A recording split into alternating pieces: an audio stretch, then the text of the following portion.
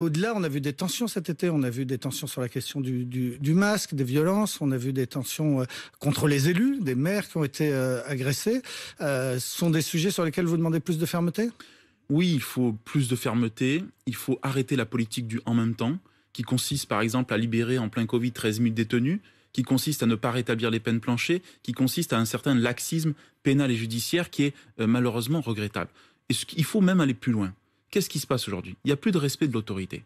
Je pense qu'une des grandes erreurs, ça a été peut-être l'abandon de notre service militaire. Moi, je souhaite qu'il y ait à nouveau un service à la nation.